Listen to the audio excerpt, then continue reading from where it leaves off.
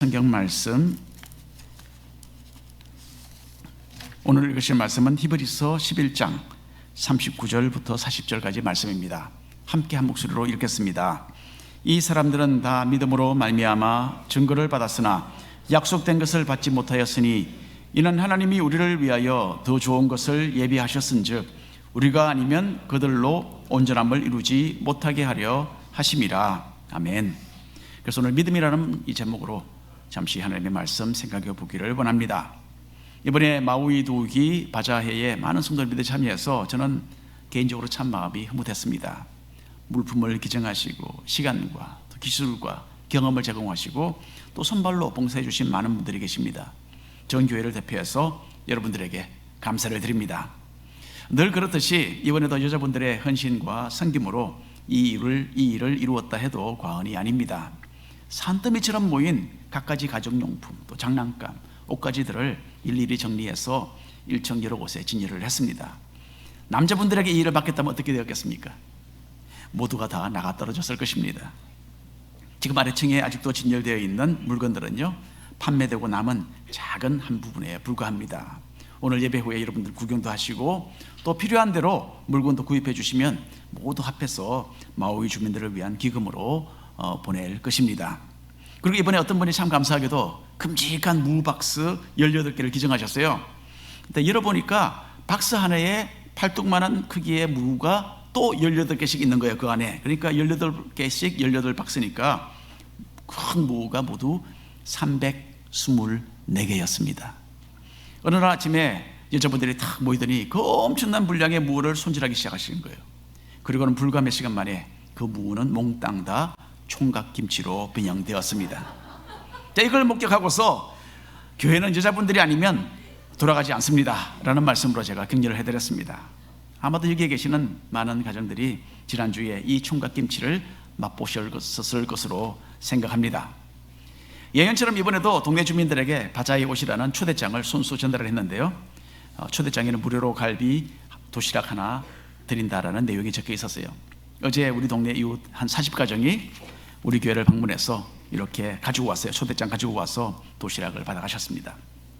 이웃을 향한 우리의 마음이 이렇게라도 전달이 된 것 참 감사합니다. 여러 성도님들이 교회 동네 주변에 있는 이웃들의 얼굴 표정이 많이 달라졌다, 그렇게 말씀하셨어요. 저도 지난 며칠 동안 운전을 하다가 동네 분들과 마주칠 때 이제 인사를 하죠. 그러면 이분들이 저를 목사인 줄 알아보고 밝은 얼굴로 대하는 것을 제가 보고는 했습니다. 이번에 교회를 방문하신 이웃들은 우리 교회가 자기들에게 참 좋은 이웃이다, 그렇게 참 격려가 되는 그런 말씀을 해주셨어요. 너무나 감사하죠. 어떤 이웃은 하루 전에 와서 물건을 기증해 주셨습니다.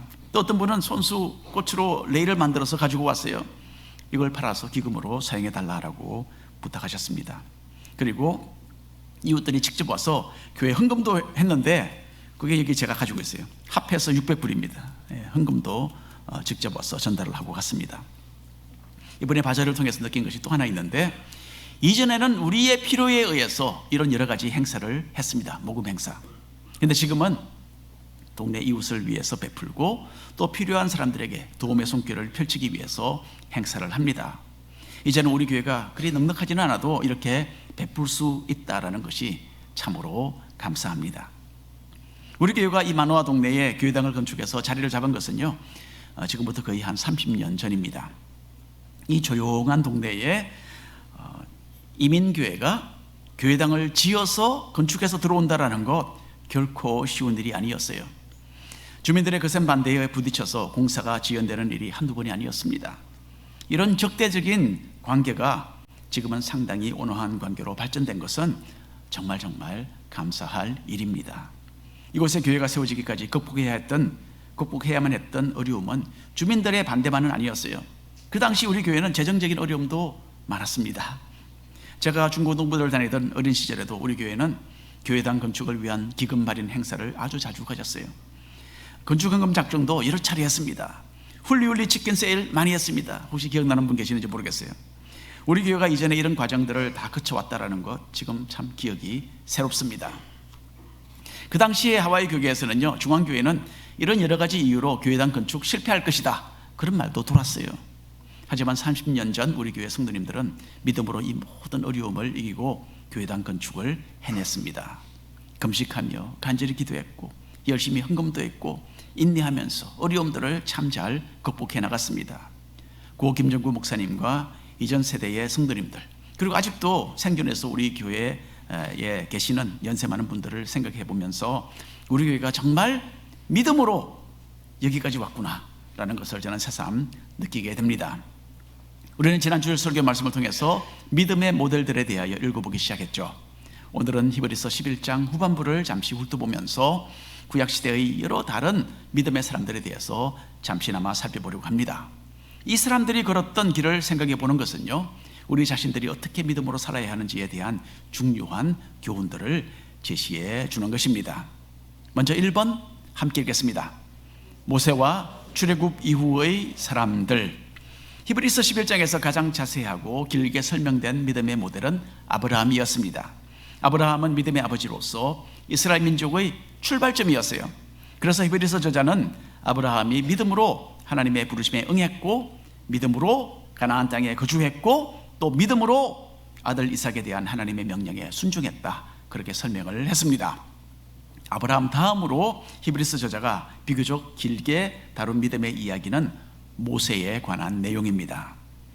아브라함이 이스라엘 민족의 시작이었더라면 모세는 이스라엘 나라의 시작이라 할 수 있습니다. 하나님께서는 모세를 통해서 이스라엘 민족을 해방시키시고 율법을 주어서 가나안 땅으로 인도하셨어요. 그리고 국가로서 시작할 수 있도록 하셨습니다. 그래서 2000년 전 유대인들의 생각 속에는 민족의 역사 속에서 가장 큰 인물, 바로 모세였다라고 생각을 했습니다. 히브리서 11장 24절부터 26절까지 말씀 한 목소리로 읽겠습니다. 믿음으로 모세는 장성하여 바로의 공주의 아들이라 칭함받기를 거절하고 도리어 하나님의 백성과 함께 고난받기를 잠시 죄악의 낙을 누리는 것보다 더 좋아하고 그리스도를 위하여 받는 수모를 애굽의 모든 보화보다 더 큰 재물로 여겼으니 이는 상 주심을 바라봄이라. 모세 시대의 이스라엘 민족은 애굽에서 노예 생활을 했습니다. 모세는 노예의 아들로 태어나서 곧바로 나일강에 빠뜨려져 죽어야만 했던 그런 운명이었어요. 하지만 하나님께서 개입해 주셨고 바로 왕의 공주에게 발견되어서 공주의 양자가 되었습니다. 이렇게 모세는 애굽의 왕궁에서 공주의 아들로 성장했어요. 그 당시에 최강국이었던 애굽의 권력과 부귀와 평안함이 다 모세의 차지였습니다. 그런데 모세는 믿음으로 이 모든 것을 마다하고 오히려 자신의 백성 이스라엘 민족을 선택했던 것입니다.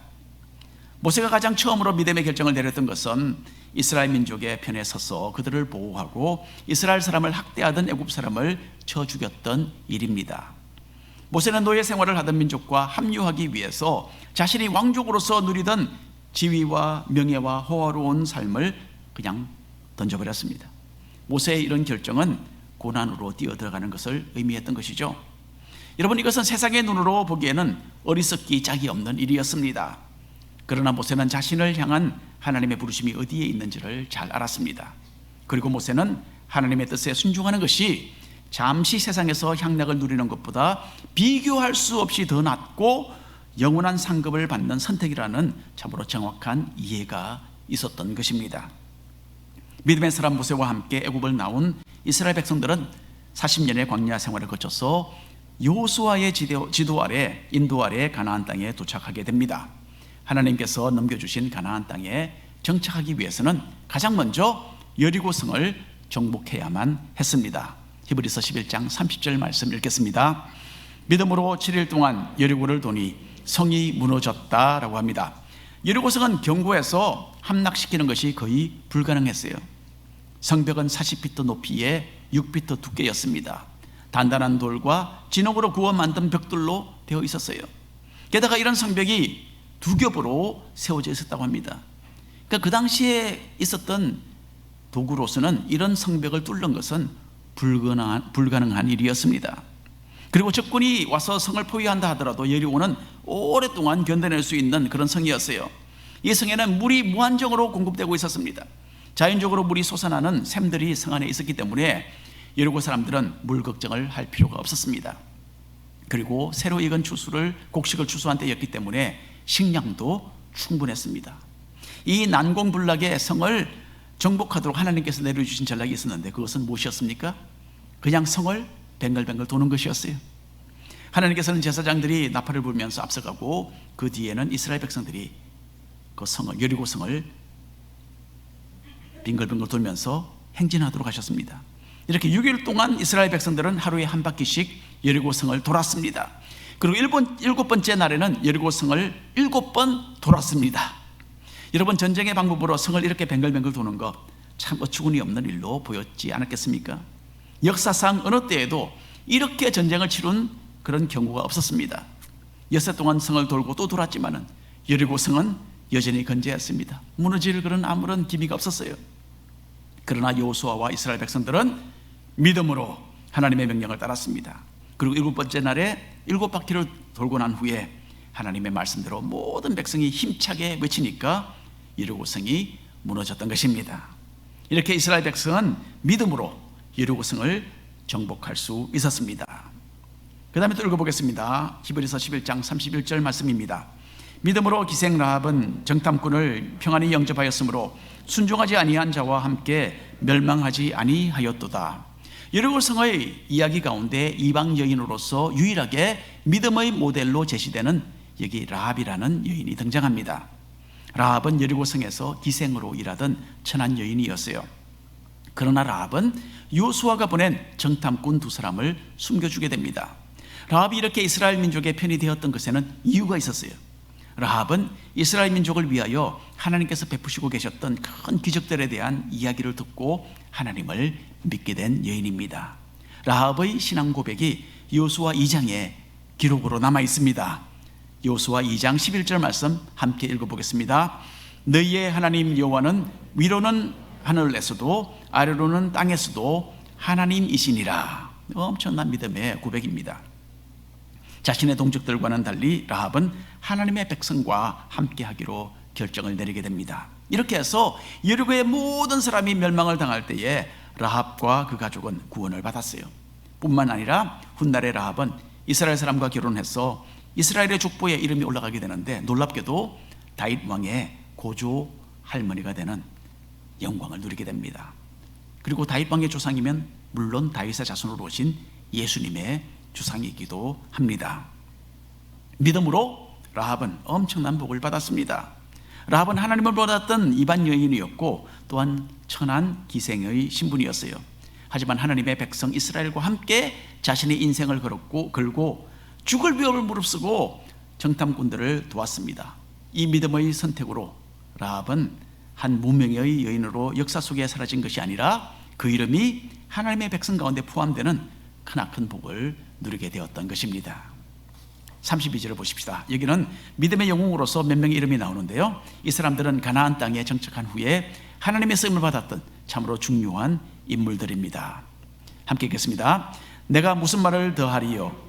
기드온, 바락, 삼손, 입다, 다윗 및 사무엘과 선지자들의 일을 말하려면 내게 시간이 부족하리로다. 저도 시간이 부족합니다. 이 사람들의 이야기를 다 하려면 시간이 부족하니까 그냥 잠깐 우리가 짚고 넘어가겠습니다. 근데 이 사람들은 다 공통적으로 좀 문제가 있는 사람들이었어요. 모두가 부족한 면이 분명히 있었지만 그래도 믿음의 사람들이었고요, 하나님의 손에 들려서 크게 쓰임을 받았습니다. 기드온은 어떤 사람이었습니까? 미디안 나라의 학대에서 민족을 구하라는 하나님의 부르심을 받았지만은 주저했습니다. 그래서 양털로 시험을 하게 되죠. 하나님께 여러 차례 전쟁의 승리에 대한 확인을 받아야만 했던 사람이에요.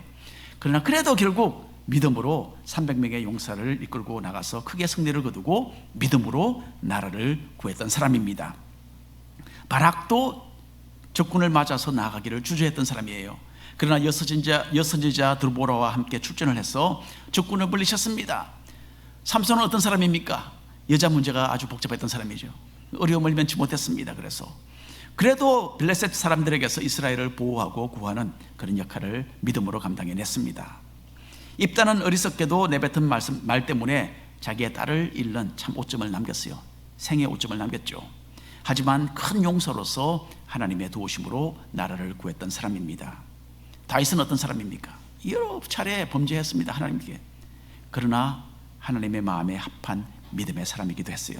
그래서 나라를 견고하게 세우고 다스리는 크나큰 역할을 했습니다. 사무엘은 아주 훌륭한 사람이었어요. 하지만 사무엘은 아들들이 올바른 길을 걷지 않아서 백성들의 원망을 받았던 사람입니다. 그러나 마지막 사사로서 이스라엘의 초대 왕 두 사람을 세우고 나라를 일으키는 참으로 중요한 임무를 완수했던 사람입니다. 다 믿음의 사람이었지만은 완벽하지 못했어요. 흠과 티가 있었던 사람들입니다. 과학자 알버트 아인슈타인은 아들에게 보내는 편지에서 이런 조언을 했습니다. 인생은 자전거를 타는 것과 같다. 올바른 균형을 유지하기 위해서는 계속 나아가야 한다라고 말했다고 합니다. 우리 신앙인들의 삶에도 이 조언은 참 잘 적용됩니다. 우리는 모두 개인적인 부족함과 연약함 때문에 고민합니다. 그리고 외부로부터 오는 어려움과 아픔 때문에 때로는 힘겨워할 때도 있어요. 하지만 우리가 낙심하고 그만 주저앉아 있는 것은 물론 해결책이 아닙니다.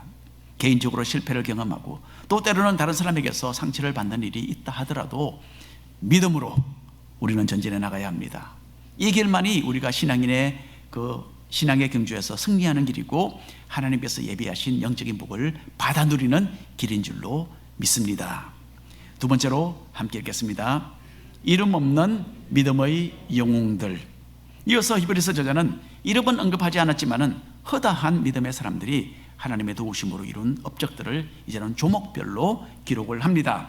33절 34절 읽겠습니다.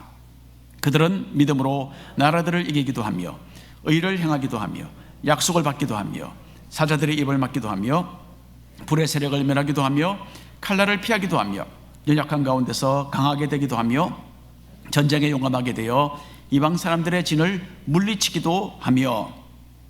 자, 믿음으로 나라들을 이긴 사람의 대표적인 예는 여호수아죠. 그리고 물론 다윗 왕도 이스라엘 주변 여러 나라들을 이기고 그들을 다스렸습니다. 사자들의 입을 막은 사람은 다니엘이었죠. 또 불의 세력을 이긴 사람은 다니엘의 세 친구 사드락과 메삭과 아벳느고였습니다. 눈물의 선지자 예레미야는 바벨론 군대의 칼에서 벗어났고요, 히스기야 왕은 믿음으로 그 막대한 아수르 군대를 이기게 됩니다. 자, 이제 히브리서 11장 35절 말씀 읽어보겠습니다.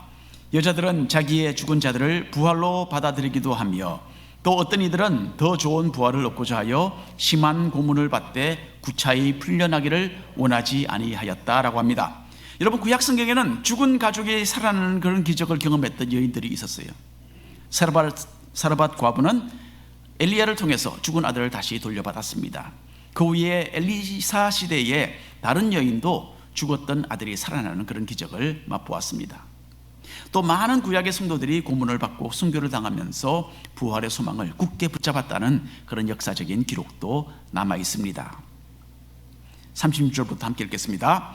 또 어떤 이들은 조롱과 채찍질 뿐 아니라 결박과 옥에 갇히는 시련도 받았으며 돌로 치는 것과 톱으로 켜는 것과 시험과 칼로 죽임을 당하고 양과 염소의 가죽을 입고 유리하여 궁핍과 환난과 학대를 받았으니 이런 사람은 세상이 감당하지 못하느니라. 그들이 광야와 산과 동굴과 토굴에 유리하였느니라. 여러분, 믿음의 사람들이 항상 평탄한 길을 걸어간 것만은 아닙니다. 주님께서는 자신을 따르는 제자들에게 육신적인 평안과 부유한 삶을 보장한다 라는 그런 약속을 하신 적이 없어요. 오히려 믿음의 길은 고난의 길이라고 하시면서 나를 따르려면 십자가를 지고 나를 따르라 라고 말씀을 하셨습니다. 그리고 주님 스스로도 십자가의 고난을 당하셨어요. 따라서 여러분, 기복신앙은 대단히 잘못된 신앙입니다. 일반 사람들은 물론 성도들도 이 세상에서 분명히 어려움을 겪고는 합니다. 올바른 신앙은 고난이 찾아올 때에 믿음으로 견디고 이겨내는 신앙입니다. 우리가 바라는 것은 이 세상이 아니라 영원한 나라에서 얻는 상급임을 꼭 기억하시기를 바랍니다. 이제 오늘 본문 말씀을 함께 읽겠습니다. 히브리서 11장 39절 40절 말씀입니다. 이 사람들은 다 믿음으로 말미암아 증거를 받았으나 약속된 것을 받지 못하였으니 이는 하나님이 우리를 위하여 더 좋은 것을 예비하셨은즉 우리가 아니면 그들로 온전함을 이루지 못하게 하려 하심이라. 히브리서 11장에 소개되는 인물들은 모두 유대인들이 존경하고 우러러 보았던 믿음의 영웅들이었습니다. 그런데 이 모든 믿음의 사람들이 하나님께서 약속하신 것을 완전히 소유하지는 못했다는 거예요. 하나님의 가장 큰 약속은 무엇이었겠습니까? 물론 예수님이죠. 이전 시대의 믿음의 영웅들은 크나큰 일을 이룬 대단한 사람들이었지만은 메시아를 보내시겠다는 하나님의 약속이 성취되는 것은 보지 못했던 것입니다. 히브리서 저자는 여기서 하나님의 아들 예수 그리스도를 아는 것이 얼마나 엄청난 복인지를 잠시 잊어버렸던 초대교회의 유대인 기독교인들을 일깨워주고 있는 것입니다. 구약의 성도들은 예수님을 통한 구원을 멀리서 바라보고 환영했지만은 그 실제가 이루어지는 것은 보지 못했던 것입니다. 이 복은 신약 시대를 사는 우리에게 주어졌습니다. 예수님의 사역과 죽음과 부활은 우리에게는 이미 과거의 일입니다. 우리에게는 하나님의 약속이 예수님을 통해서 이루어졌고 그것이 완성되기를 그냥 기다리는 것만이 남은 거예요. 여러분, 우리는 상상하지 못할 정도로 복을 받고 누리는 사람들입니다. 하나님과는 전혀 상관이 없던 우리가 예수님의 복음으로 지옥의 형벌에서 벗어나서 하나님의 그 나라를, 천국을 상속받게 되었습니다. 이렇게 우리는 이전 세대 사람들보다 더 좋은 것을 받은 사람들이에요. 믿습니까, 여러분? 예. 복음의 가치를 다시 한번 묵상하시고 주님을 마음속에 간직하며 사는 성도들이 되시기를 바랍니다. 오늘 결론에 말씀드립니다. 히브리서 11장에서는 믿음으로, 믿음으로, 믿음으로, 믿음으로 이 표현이 20번이나 사용되었습니다. 믿음은 눈으로 확인할 수 없는 것을 받아들이는 거예요. 사람의 생각으로 이해되지 않는 것이라 할지라도 하나님의 신실하신 말씀을 의지하고 그것을 사실로 받아들이는 것이 참된 믿음입니다. 이렇게 보이지 않는 것을 마치 보는 것처럼 믿음으로써 우리는 이 세상을 이겨나갈 수 있습니다. 세상에서 당하는 어려움을 믿음의 눈으로 가지고 견뎌내었던 이 믿음의 선배들을 본받아서 끝까지 믿음으로 승리하는 우리 모든 성도님들 되시기를 축원합니다. 아멘. 이 시간에 성찬 예식 거행하겠습니다.